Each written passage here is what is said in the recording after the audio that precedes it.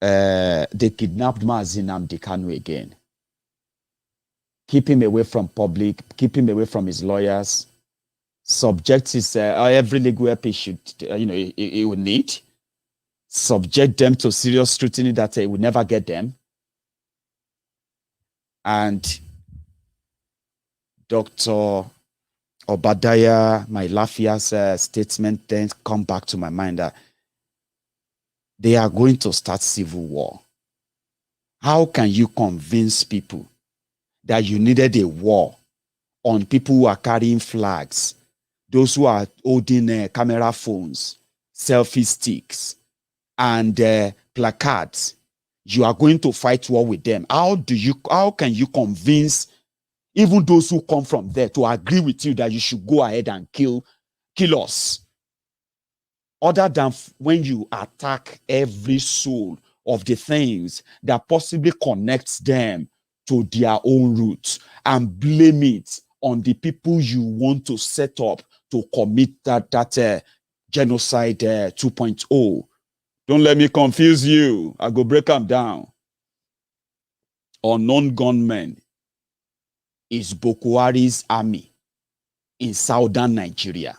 Okay? They choose to call them unknown gunmen. Those who are from the northern Nigeria, they have clearer names. Boko Haram, ISWAP, Fulani bandits, Fulani terrorists, ISA pandemic. Who else again is among all those terrorists? You know them. They have names, they have ID, they have faces, they have everything.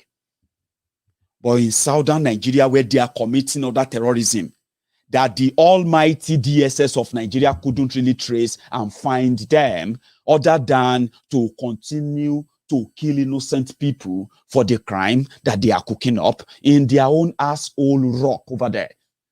I'll tell you, it's not a rocket science. They will commit. You remember when they told you that ESN or IPOB, they are coming to attack Southwest?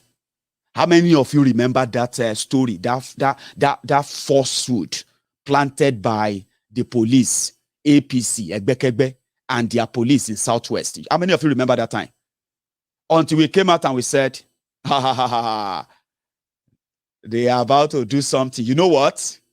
They are about to start attacking places in Yorubaland. And then they will make me and you believe that now IPOB can't do them. Remember? So when they kill your politicians, when they kill your pastors or kill your chief imam, kill anybody, they will say unknown gunmen. Since they have already programmed your brain to believe that unknown gunmen is attached to IPOB, automatically when you see an Igbo man, you say, an Igbo man is a terrorist, is unknown gunman. Oh, hey, Jesus. And that is going to work perfectly well for what we were told to look out for. That narrative needs action to make it happen. Until we came out and we said, in every crime, from those, I am not a criminologist, all right? Nobody say I to study crime, but I did a bit of what do you call intro into psychology, right? Not because I be psychologist too, but I have some intro into so many of these things, right? In crime, they say there is always something called motive. If you want to resolve crime, the way to understand crime that you don't have enough evidence. Not like in Nigeria that is a crime scene. Evidence abound everywhere. Okay? Motive. What would be the gain of IPOB for Biafra to attack Yorubaland or anywhere, including their own self, just to prove to who that they will get their Biafra? What will be the motive? The Lagos state where they are cooking up all the lies to mislead many of you, that some of you don't even pay attention to. You see those flash news, but they keep ringing in your head, so that you can be able to link them to some crimes they're going to commit, so that you can remember that they said that the IPOB were coming to Lagos. Nigeria structured, the criminals in Nigeria, they structure Nigeria in a way that everything coming into Nigeria, 80% of them will have to come to Lagos. By sea, by air, especially those of you who are running real business. Lagos State is the second home of almost every tribe in Nigeria. They say there is no single household in Nigeria that doesn't have a relative living in Lagos. So Lagos is like a mini Nigeria where you have the seizable number. And when you look at that seizable number in Lagos, you will see the Igbos. They are also in a seizable number too. And they are involved in everything from trade to to entertainment, to media, to medicine, name it. So what will make an IPOB member that is selling his spare part? Or don't you think that you have IPOB everywhere in Alaba or Ajegunle or everywhere? Same way you have them Bokun for Eastern Nigeria, yeah? So what would then be the gain? What would be the motive? We found none, right? We found none. Because the Biafrans are not saying the,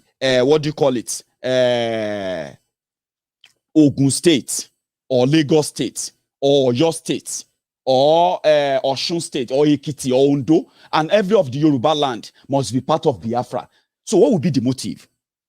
So we came out, we trashed that. And that news, it died. Whatever plan they had to put it on hold. If not, they would probably have started burning. If you remember, that time they were saying IPOB, ESN coming to Yorubaland. They attacked the police station in Ogun State. They almost burnt a police station in Oyo. And they said, oh, that's unknown gunmen, unknown gunmen. We said, stop the nonsense. Una won't start. But you are going to play into the hand of the terrorists who are ready to roast you anyway. Same way the Igbo politicians played into the hands of the Boko Haram's regime who wanted to roast them anyway. Luckily, that story died. Yorubas are not walking about thinking ESN is coming to come and bomb place or do that because there's no motive for it. When they killed, in fact, let's start with this. When they said they attacked Owerri Federal Prison, yeah, and we said, what is the motive? There is no motive. It would have been the most dangerous mission that Eastern Security Network or IPO or whatever you want to call them will ever attempt to go and break a federal prison. For what? Do you have IPOB member there locked up? There is no record though. Listen, there is no record that, IPOB members were arrested and they were locked up in federal prison Owerri. No record. So what is the motive? None. When they said IPOB, unknown gunmen killed Akunyili's husband, I said, can you please let us look into the motive? Akunyili's husband, Mrs. Dora Akunyili, Dr. Dora Akunyili's husband, or Professor Akunyili's husband, right? Who is the doctor himself, right? Got killed in Anambra he wanted to go and collect an award. He is a philanthropist. He has a medical center that has been catering for the poor people. In fact, subsidizing healthcare costs for the poor people in Anambra and even in the entire Igbo land. He is not a public critic of IPOB. He minds his business. He does his things. Then they killed him. And they say unknown gunmen killed him. Since they have already programmed the mind that unknown gunmen are this because they said no election, what will be the motive? None. Killing him will be what for them? Give them Biafra? What would be the motive? None. So today, they said unknown gunmen, they shot at traditional rulers. In fact, they said, where's that place again? It's called, let me pull it up. I don't want to mix up the name. The place is, the community is called the Unenasa community, which is the headquarters of Unjaba, local government area of Imo State. Traditional rulers, Igbo traditional rulers, were having a meeting. We don't know what the meeting is all about. It was in Imo State, not in Anambra State.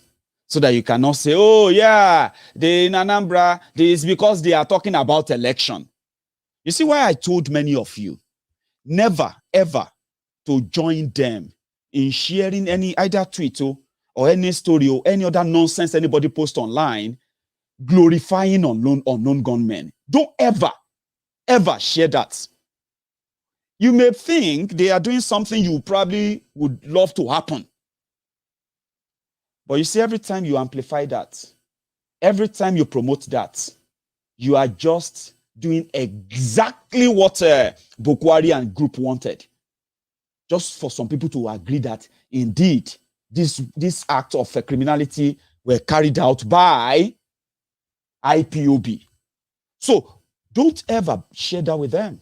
It is a complete setup. Logically, they don't make any sense. So if this happened in Anambra, they probably would have said, oh, it must be IPOB. Who else would do it? Who else should do it? Eh? Is it not because of an election? Is it not that they said they are not doing election? Blah, blah, blah, blah, blah, blah. But this now happened in a small community, not even meeting government. Some of you are writing nonsense on social media because you want to feel good.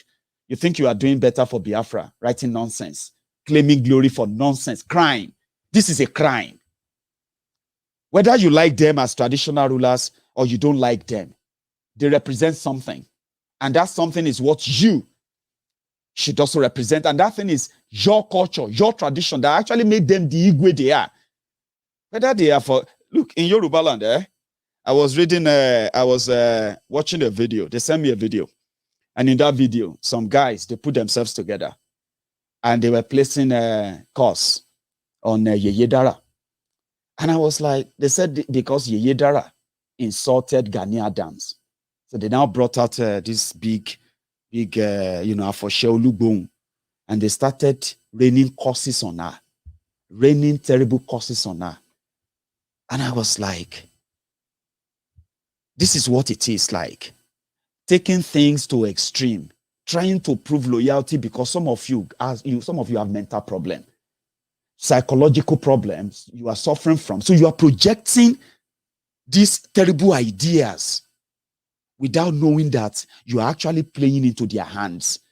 All of you, you don't have any contact number of any ESN member. You don't have any reach or any direct phone number of any ESN commander or anybody who is operating anywhere.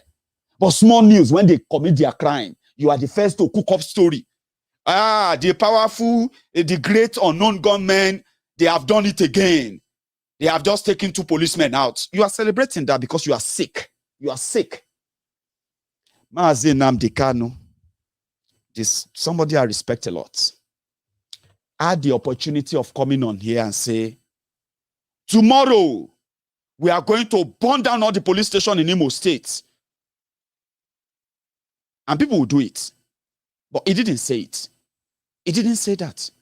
Even when they were killing Biafrans, he said, we will not fight them yet until we are capable of protecting our people. Then we would now defend that people that they are coming for. He's been asking, you guys come together. All this bickering and division and all of that, take it away. But the moment he's out of here now, all of you have turned yourself to votrons on social media, justifying crime because your madness, your sickness is to project this thing on without thinking logically. You know what you are doing? When they say unknown gunmen kill 5, they shot at 5 traditional rulers, and you jump on social media and you say, they deserve it. They are sabo, without even paying attention. Paying attention to say, okay, wait, even if I don't like them, who killed them? Did ESN kill them? Did ESN come out? Did IPOB come out to say, you see those people where we shot for Unanesa today? Now we do them. But some of you sickos are helping Bokwari and their gang in northern Nigeria to continue to commit crime in Yorubaland and continue to set you up so that they can justify, when you agree and you publish that, you celebrate it, then it makes them want to do it again. To say, okay, since they all know, say now non-government, they do them. Oh yeah, go and burn that police station. Kill 2 people there. The police officer tell them, all of them should go through the back door, then burn the place, take the picture. Then we will say unknown government, so because we have an operation at so place tomorrow. Yeah, we want to kill all those idiots there, because that's what they will call you.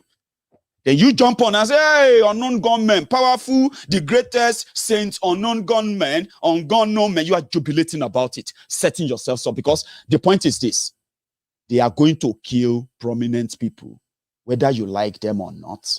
They are not killing them because you want them killed anyway. Like, what's their usefulness? But killing them, giving you that momentary satisfaction, then 2-3 days later, me and you will be here. Hey, they have started killing people at so place again. Innocent people are being killed, though, forgetting the fact that 2 days ago, you are everywhere on social media, justifying a crime committed by these criminals. And their media says it's unknown gunmen. And you, since you love unknown gun, you love what they are doing. That's how sick people think. And I don't know if this actually helps you tonight to understand. Every time I tell you never to celebrate any crime they commit and they call it unknown gunmen, there is no unknown gunmen. These are them. They are the unknown gunmen. They kidnapped Mazi Nnamdi Kanu. They thought all of you will come out to fight and start so that they can use that and say they are trying to stop IPOB from causing problem. That is why they killed 5,000 people. But in your wisdom, you chose not to. You decided to protest quietly, silently. That would be so silent. You know, your silence was so loud that they begin to go wrong, they begin to go mad again. That why are you sitting at home? Why are you not on the street? What is wrong with you? You are destroying our economy. You should be on the street and protesting. If you love Nnamdi Kanu, blah, blah, blah, blah, blah, blah, blah. That's what they wanted. Bloodbath. Right? That's why I said don't ever justify them. The only person who met Mazi Nnamdi Kanu, and he came back to tell us, when he met him, this is what he told him. That was a barrister, a lawyer, Jumako. I decided to bring that back today because tomorrow, in the next 3 hours, or let me say in the next 2 hours, 10 minutes, right? You will be in October, the 10th of, the 20th of October, 2021, which is going to be exactly 1 year that Nigerian government declared war on our own young citizens, asking the government to stop police brutality, but rather than stop the police brutality, they were met with even worse brutalities from the military, where hundreds of them were killed, and there thousands of them dumped in jails, never to be tried, by the way, a year after. So people will be out tomorrow to protest about it again, to do the remembrance. And they said almost everywhere is ready, and the police are pulling back in this regard. But a day after that, which is going to be in 48 hours, Mazi Nnamdi Kanu is going to appear in court. And so many people are already saying they don't believe they're going to bring him to court. But again, since they have decided or so scared of their own laws and their own courts, that even though they are the one holding all the ace, they are still so scared to bring him out. We wait. But from the last time we heard from him, where Pastor Ejimako told us what really happened to Mazi when they kidnapped him in Kenya. A refresher, ladies and gentlemen, like that video, share the video. If you haven't really liked the video, use this moment to do that. If you haven't subscribed on Maiyegun's Diary Politico on YouTube, it's the same name everywhere. Maiyegun's Diary Politico Twitter, Maiyegun's Diary Politico Facebook, Maiyegun's Diary Politico Instagram, Maiyegun's Diary Politico YouTube. Just same name on all platforms. Refresher. For the benefit of the viewers, what I'm about to say will be best expressed in English than Pidgin, so I must apologize for that, because legal terms will be occurring here a lot today. Yes, I met him yesterday for almost 3 hours. at the headquarters of the DSS in Abuja. And we had quite an interaction, private interaction initially, and later on he was interviewed by 3 DSS officers in my presence. I wanted to call it an interrogation, but they said no, it's an interview, during which they asked him routine questions, but most of the questions centered on his being the leader of the indigenous people of Biafra and the activities of that organization. So he answered the questions in a relaxed atmosphere, with bearing in mind his constitutional rights not to incriminate himself. Of course, some of the questions had background information that he considered incomplete, and he told the officers that he was not able to answer some of those questions because the information that they supplied to him was incomplete. So the interview went without incident, and at some point it was brought to a close. I think maybe there's going to be another interview to be scheduled, but I have not been informed of that yet. And you go there in that other interview, you go there with your client, Nnamdi Kanu, for those other interviews will go happen after today? Will you go? You go there with your client? Yes, I go there with her. Normally, his right to counsel has attached. So any further interview, whether it's called interview or interrogation, any interaction on the matter as to what he did or what he didn't do or the allegations can never occur without presence of counsel. If he does, he'll be tainted and he'll be inadmissible in court.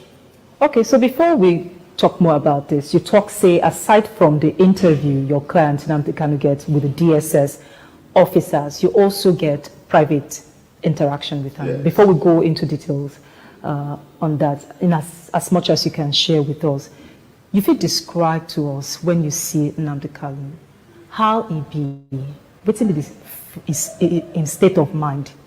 Well, his state of mind wasn't as sound as it should be. You know, if you listen to his broadcast, you would know that he's a historian. But when I was talking with him, he had trouble recalling the actual date he was abducted. It surprised me. So to jog his memory, I asked him how many nights he spent in Abuja before he was brought to court. He told me 2 nights. So he was brought to court on Tuesday, the 29th June. So we figured he must have been brought into the country on Sunday, the 27th. So when I mentioned that date, he said, sure, that's the date. But I took particular note of that. I also noticed that he had a visible injury on his right wrist. I asked him what it was. He said it was where they had chained him, put the chain on him, and chained him to the concrete floor in Nairobi, Kenya. And he has disappearing injury on the left wrist and an injury right here at the nape of the neck. So he related to me. I asked him what happened, and what happened, much of it is now public knowledge. So what I'm doing is by way of adumbration, supplying more information. If you tell us more about what happened, because you talk about, you just mentioned Kenya, and Kenyan government don't come out to talk, say, they no arrest Nnamdi Kanu for Kenya. So tell us more about this. What happened is this. Mazi Nnamdi Kanu entered Kenya, I believe, on a certain date, right around April this year. I'm not sure. I'm trying to establish the actual date of entry. But I have documentation from a Kenyan hospital that placed him in Kenya as of 14th April this year, 14th May. So he entered Kenya. And what did he do for Kenya hospital? He went there because he had issues with his heart. He felt he wasn't well. So he went there, he was examined, and the diagnosis was hypertension and heart murmur. They made prescriptions for him, and my examination of the medical report indicated medications for heart and controlling blood pressure. So apparently he entered Kenya before the 14th May this year. So he had settled in at a location in Nairobi, temporary location. And he entered with his passport. The biographic page of his passport was made available to me as of counsel. And the page bearing the stamp, the immigration stamp that admitted him to Kenya, was also made available to me. So I had irrebuttable evidence, independent of what he was going to tell me, that placed him in Kenya before the extraordinary rendition. So when he, that day, on the fateful day, that was on the, I believe on the 19th, yes, not believe, certain, 100%, he drove himself to the airport from his temporary location in Kenya. He drove to Jomo Kenyatta International and went into the garage, the underground garage, to pick up a visitor flying in from outside. Okay, that is not necessary for this discussion, the identity or whatever. So the moment he got into the parking lot, the garage, a group of several men well armed to the teeth. And this now waiting Nnamdi Kanu tell you about what you remember of waiting happen before they bring him to Nigeria. This is what he told me, and his recollection of this was very, very lucid and clear. Tell us about it. Yeah, so now they swooped on him. They gathered and grabbed him, okay, in a very physical, rough way, and he raised the lamb. Luckily for him, there were a few people that were there, and the people wanted to intervene in terms of really very aggressive intervention, because to them, I asked him why they would consider making an aggressive intervention when something that seemed law enforcement was happening. He said perhaps they didn't believe it was normal. So the people that were abducting him told everybody to stay clear, that this person you're looking at is a Nigerian terrorist who assists the Al-Shabaab terrorists in Kenya. And apparently most of the people that wanted to intervene, the Good Samaritans, are Kenyans. And you know, Al-Shabaab has quite an extensive operation in Kenya, just like we have the Boko Haram here. So perhaps there's this emotional thing about it that they shouldn't be saving anybody that is linked to Al-Shabaab. He said in that moment of indecision and maybe reluctance to further intervene, they grabbed him, put him in their car, and left, and took him to a private residence, not an official detention facility, where they chained him to the floor. For most of the 8 days he spent there, and they really tortured him, thinking he was Al-Shabaab. So he kept telling them he wasn't Al-Shabaab. He had nothing to do with Al-Shabaab. He kept telling them who he was. Who be these people? Well, I asked him who they are. He told me they are Kenyan security officials. I asked him why. He said the insignia, the carriage, that he had arrived Kenya, so he had a bit knowledge of the terrain and how the law enforcement functions and the sort of things they wear, how, you know, that they were brazen with weapons openly.